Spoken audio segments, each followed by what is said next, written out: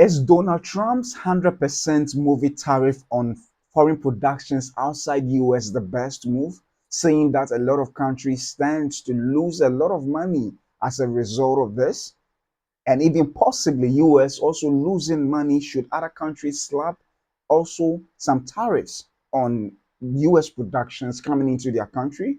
So, well, we'll be taking a look at an article which explains how much Australia stands to lose when this tariff is implemented, and possibly preventing Hollywood studios or US companies going into that country to do productions. And also, X-Men movie eyes Jake Schreier, director of Thunderbolts, to helm that particular project. So we'll be taking a look at an article published in the Hollywood Reporter and why perhaps he's been eyed for this role.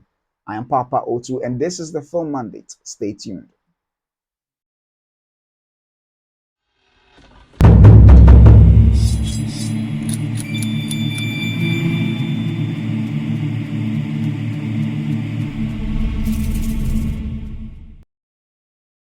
Hello and welcome back to the Film Mandate once again. And this is the episode 35 and the weekend. So we'll be delving into several stories and also movies that are releasing this very weekend.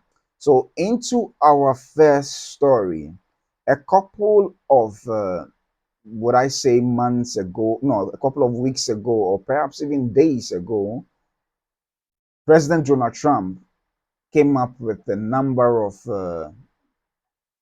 slapped, I mean, proposed or said, declared that he was slapping 100% tariffs on all foreign productions outside the US. And this has caused a ripple effect through all film industries worldwide, and governments are concerned. And in particular, Australia stands to lose a lot of money, as published in this article, SBS News. And it says that a $767 million question what Trump's movie tariff plan could mean for Australia. So let me read this article and then we will take time to delve into it. Foreign productions are big businesses for Australia's screen industry, and some fear Donald Trump's proposed movie tariffs could send shockwaves through it. So, as United States President Donald Trump's tariff war continues, the next thing he may have his sights set on is a little cartoon dog named Bluey. This week, Trump announced he would be pursuing a 100% tariff on all movies produced in foreign lands. The movie industry in America is dying a very fast death. Other countries are offering all sort of incentives to draw out filmmakers and studios away from the United States, he wrote on his Truth social media social platform over the weekend. While there aren't concrete details on how these tariffs would be executed, those in the Australian filmmaking scene are already shocked and surprised. A tax on Bluey. This week, Australia's ambassador to the US, Kevin Rudd, criticized Trump's proposed tariff, saying, I don't think we want to see a tax on Bluey. What happens if we all lock down our countries with competitive, punitive arrangements against each other's movies? He said, movies are the way in which we kind of understand each other more. So I'll be all for opening this up. Rudd also criticized Trump's sweeping tariffs on countries around the world, including the uninhabited Head and McDonald's Islands. Yeah, so let me just read a little bit more. If you've seen the other great Australian movie, Happy Feet, you know the penguins, those penguins of ours have just been tariffed down in Head and Macquarie Island in Antarctica. He said they are producing a sequel. It's called On Happy Feet. There'll be a march of penguins on Washington. Okay, so what impact will tariffs have on Australians' film industry? Professor Mark Ryan, professor in film and screen at the Queensland University of Technology said the tariffs could be a massive disruption to both the international and Australian film scene. The film industry is increasingly a global system, and so a lot of the major studios, but also the major streamers and even independent movies, increasingly produce at least an aspect of their film overseas, he told SBS News. If some type of tariff or tax or levy is applied to these movies, the cost of production is likely to become more expensive. US production companies often outsource production and post production efforts to other countries, which are often a cheaper alternative. A large proportion of these production houses in Australia rely on international films to stay afloat, Ryan said. In Australia, there could be a big impact depending on whether the tariff would apply solely to theatrical releases or all international films and TV shows. Foreign productions are big businesses for the local screen industry, according to the latest Screen Australia figures. Just under half of the $1.7 billion spent on screen production in Australia during 2023 to 2024 was on international productions, with $767 million spent making foreign films and television. If it does include both film and TV, that's a massive chunk of the industry that we lose, Ryan said. There's a lot of jobs that will be lost. Industry peak Industry peak Body Screen Producers Australia said the movie would send the move, sorry, would send shockwaves through the industry globally. SPA Chief Executive Matthew Dina said, "At this stage, it is unclear what this announcement means in practice or how it will be applied and implemented. There are many unknowns for our industry, but until we know more, there's no doubt it will send shockwaves worldwide."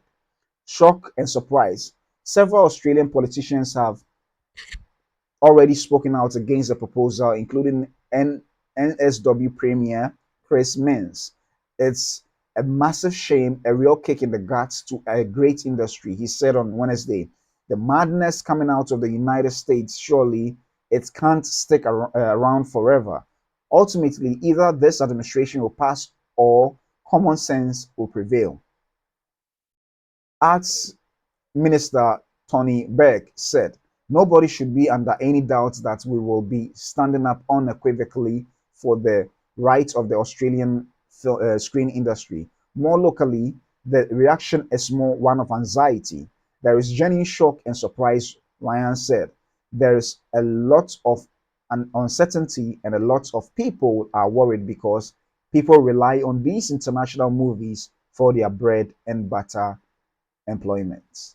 Yeah, so it is this. I mean, this is a summary of what Australia is concerned about, and not just Australia.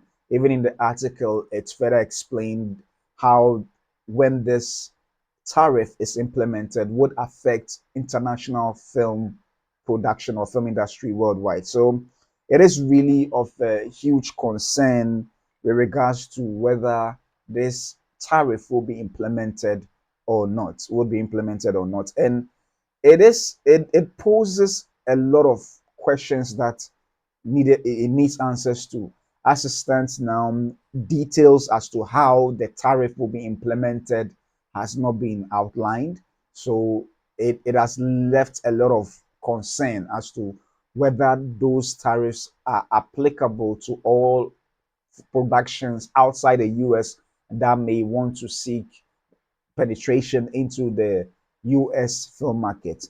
And it is indeed a concern, not just to Australians, but recently, I think a minister in the UK has sought to engage Donald Trump on this tariff to dissuade him from pursuing this move.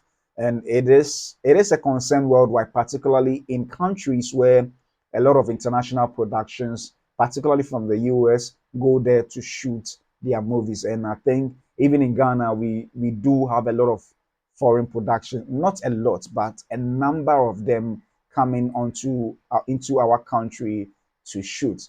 Beast of No Nation is an example, and years back in the 90s, Deadly Voyage is also an example. So the question also becomes that when this tariff is implemented, how does that affect us?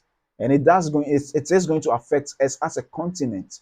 Bear in mind that a lot of the productions in US have been coming to Africa, parts of Africa, to do some films. So it means that it will deny the film companies or industries within those countries some good and foreign money coming into the system. And it's going to be a challenge. The Woman King is one example of a production that was shot in Africa. And so it is a concern. It is a big concern that I believe that all film industries are looking at US what their next move will be, whether they are going to go ahead to implement it or it may be otherwise. And Americans themselves are at a loss in a way, trying to understand what exactly that does the president mean with regards to 100% tariff, 100% tariff. And it is indeed a concern. It is indeed a concern. If you read the article further, it explains why this move would be so devastating to the Australian film industry. And the challenge is that this may end up creating a tariff war. A tariff war, just as the China sort of hits back with their own tariffs on American goods coming into the country. And perhaps what the the think tank around this tariff have not thought of is the fact that if this 100% tariff is implemented, there is a tendency for countries that perhaps the United States of America also screen their movies in those territories are likely to also slap a 100% tariff on movies coming into their country, which may result in low box office returns, because then it means that America will be cut off from these markets that it heavily depends, maybe not heavily, but also depends to make up some money to show up some of the or offset some of the production costs. So I don't know whether they have thought of it carefully, because if you check a number of the films like Avatar and other movies, majority of the box office returns are made outside the US. And if not for anything at all, most of the films in America that are released worldwide, internationally, especially in a lot of cinemas, if not for anything at all, they make half of the box office return for some of these foreign territories. Will America stand to watch and lose this good, money that comes from foreign territories? Maybe they may not consider Africa, but for continents like Europe and Asia, even specifically China, how is that going to bode well for the Hollywood film industry? And listen, we film enthusiasts around the world doesn't want one film industry to fail, because if a film industry fails in one country, it means that ultimately the market itself will be affected. And when the market is affected, if you take your movie into that market to screen, it's not really going to make enough decent profit to help. So we don't want Hollywood film industry to fail, because that is where it seems is likely to head to if all these foreign countries decide to also slap 100% tariffs, which may prevent film companies from taking their movies into those countries. So it is really a dicey situation. And for some of us, we are also concerned for some filmmakers, filmmakers in the US, where their films are likely to be affected negatively. And granted, if you watch some of the concerns of film pundits in the United States, they are really worried about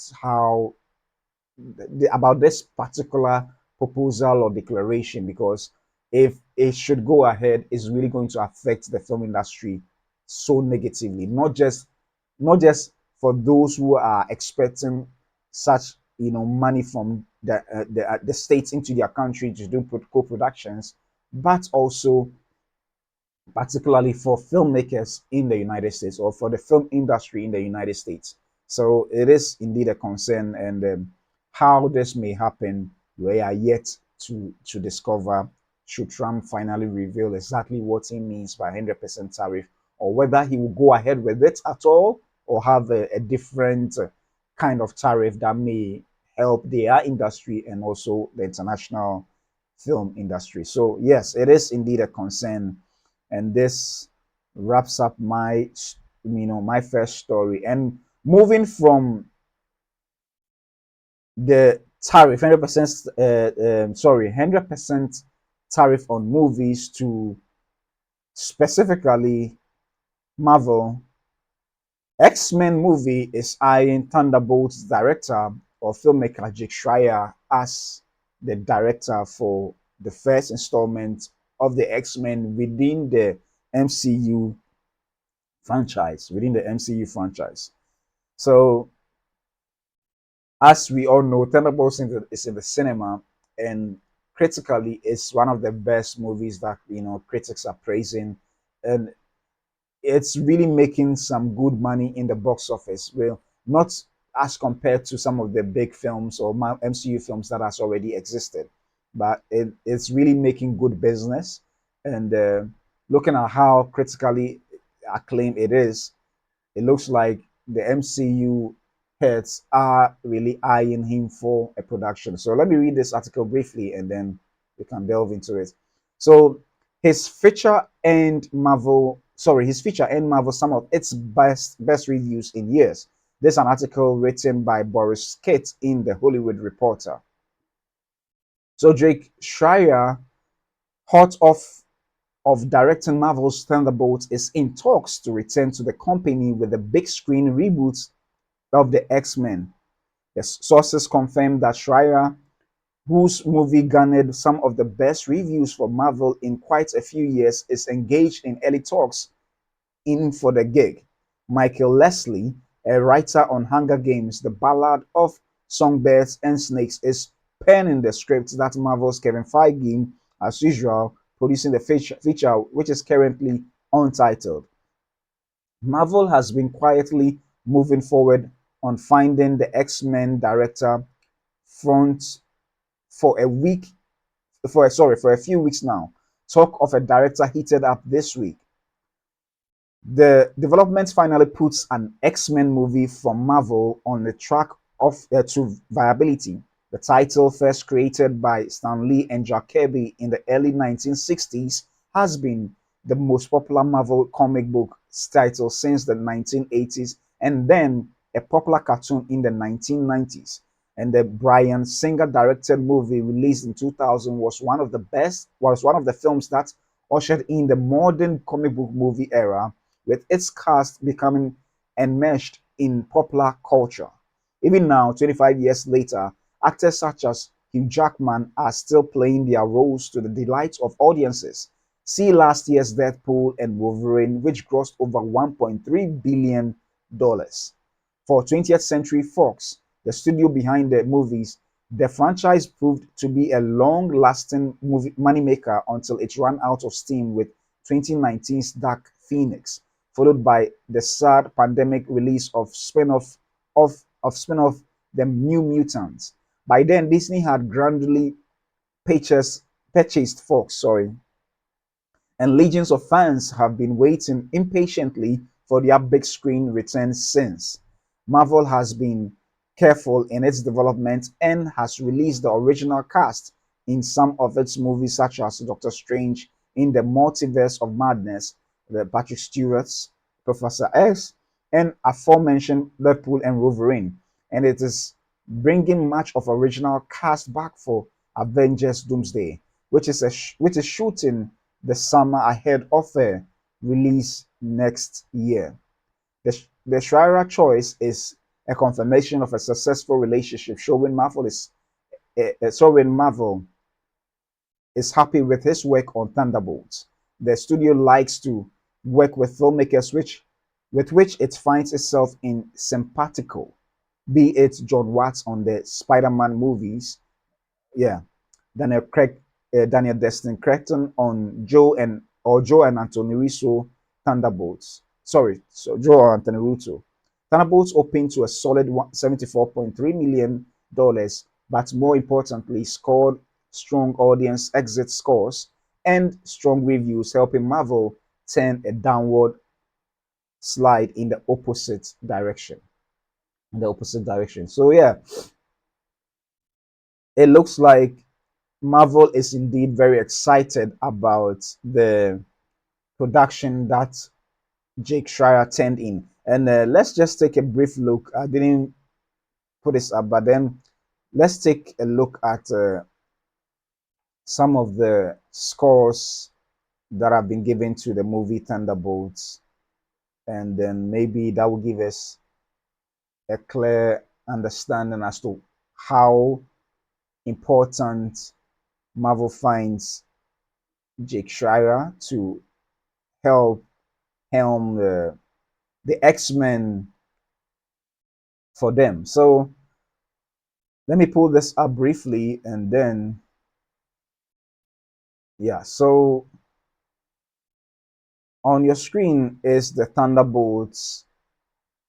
Yeah, is the Thunderbolts, the tomato page score for Thunderbolts. And as it stands now, it stands at 88% critic rating and 94% audience rating. So it looks like the audience really love it that much, love it that much. So let's take a look at what some of the critics are saying, and then we can come back to what some of the audience are saying concerning the movie. So from Kip Mooney, College Movie Review says that a straightforward back to basics blockbuster. Interesting. Joel Halley, Starburst, also says that Thunderbolts isn't quite a return to form for the MCU, but it is a step in the right direction. A superhero sequel that's full of heart and filled with surprises. Also, Sam Adams of Slate goes on to say that the movie features not only some of the best actors in the MCU, but some of the funniest. Interesting. Also, Jared Razek of Metro Times says that while the film still suffers from the recent MCU problem of a wonky first act and an over reliance of creepy banter, it ends up being such a heartfelt examination of what makes us human that it's hard to pick too many nits. That's a very different review from the others, but very also positive. Let me read the last from the critic reviews that says that Brian Viner of Daily Mail says that needless to add, this is all super silly, but it is done with terrific brio, leading to the all but inevitable showdown in Manhattan, in which innocent mortals and even tall buildings are reduced to inert shadows. So that is quite an interesting what do we say? Quite an interesting review by the critics. So yeah, let me quickly. Mhm. So it is. You realize that the both the audience and the critics like it that much for them to look at hiring him back. And briefly, let me just take a look at some of the audience scores so that we can have a fair idea as to how much the audience really like the movie Thunderbolts.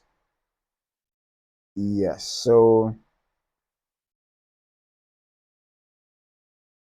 okay, so let me pull this up briefly and then we can see what the audience also have in mind.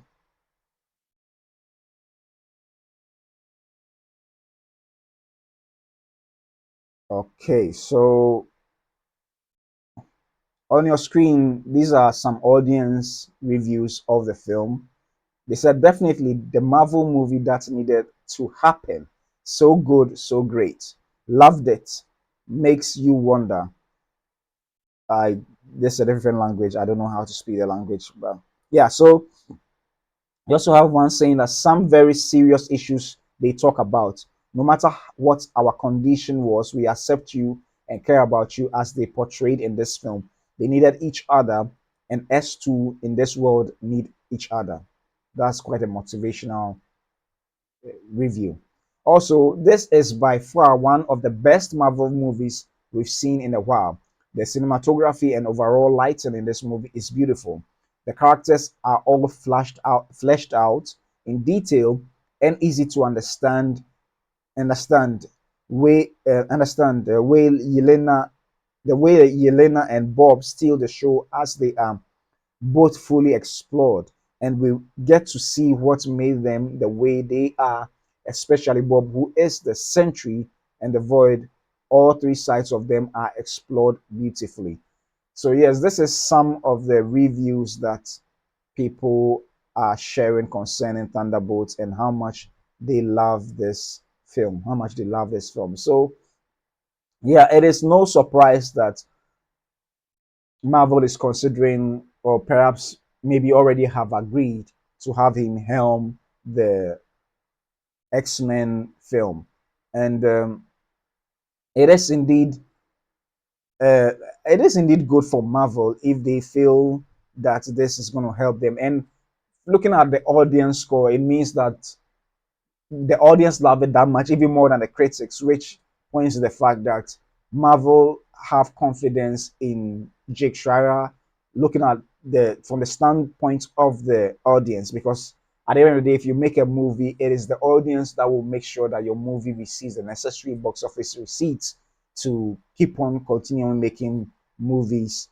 within that space. So it is indeed a good I would say it is a good thing for Marvel if they have confidence in their directors, because a number of their films have not performed well, and owing to that, it's been a challenge for Marvel. But looking at the fact that this is doing very well, it is a confidence booster both for the audience who love the movies and for Marvel who wants to keep on making movies in their franchise.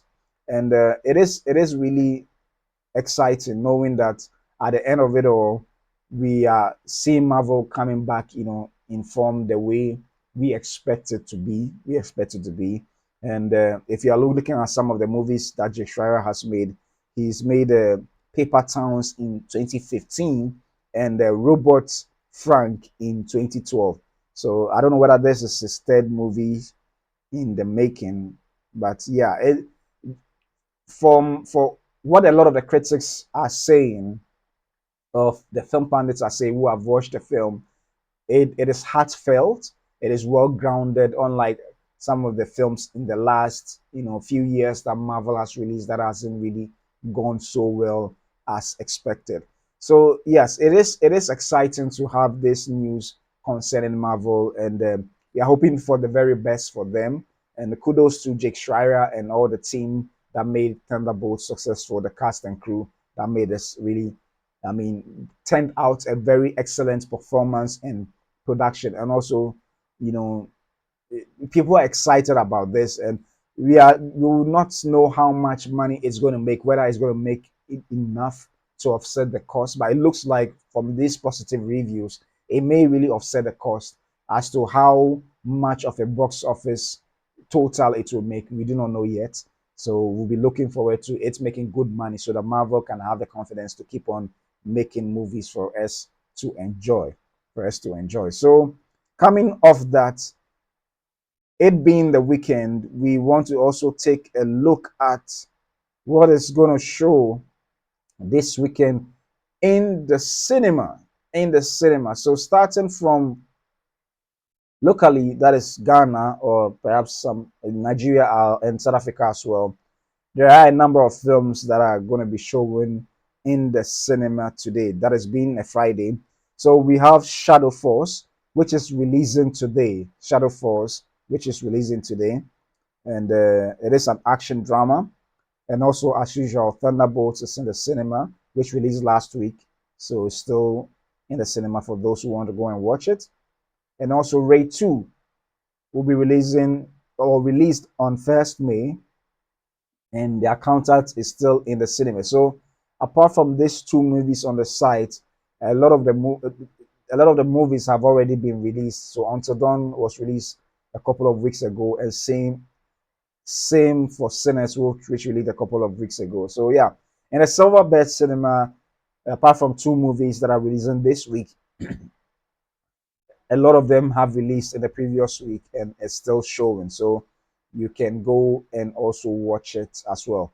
And then a couple of movies, or yeah, a couple of movies, that is Mission Impossible will be releasing May 23rd, and Final Destination Bloodlines would also be releasing May 16th, which is next week. So yeah, so these are the releases the for the Ghanaian, Nigerian, and perhaps South African market. Now let's take a look at the movies that are releasing worldwide on the Rotten Tomato site. So yeah, so releasing this week in the cinemas, we have Karate Kid, that is the original one, re-releasing, and that is prior to the release of the Kid Legends movie. So they are releasing both the old one, that is the Karate Kid, yeah, the very first one, and that of also Jackie Chan's one with the Jaden, with Jaden Smith's version. It's also releasing this week, that is tomorrow. And also, there's a UFC fight which will be screened in the cinemas also tomorrow. And then moving from there, Clown in a Cornfield. Clown in a Cornfield is releasing today, and the critic rating is at 81%. So it looks like it's very good. 77% rating, critic rating. We have Fight or Flight, which is releasing today. Friendship also is releasing today. So there are a number of films releasing, and as usual, the Shadow Force is also releasing in the international markets. Nones releasing today, and Watch Skies is releasing today. And then Romeo and Juliet, which has received, I think, one of the poorest critic rating, is also releasing today. So yeah, there are a number of films releasing, a lot of films releasing in the international market. You can go onto the Rotten Tomato site and take a look at it. I will, however, leave a link in the description below, so that if you want to take a look at several of the movies on that is releasing this week, you can do so, and then go watch a film this very weekend. So yes, that sums up my stories for today. I hope you enjoyed yourself, and thanks so much for joining me this entire week. I'd like you to leave your comments, or questions or views in the comment section below, and let's talk movies. So thank you so much for joining me for this very episode of the Film Mandate, and I'll come your way again next week. See you soon.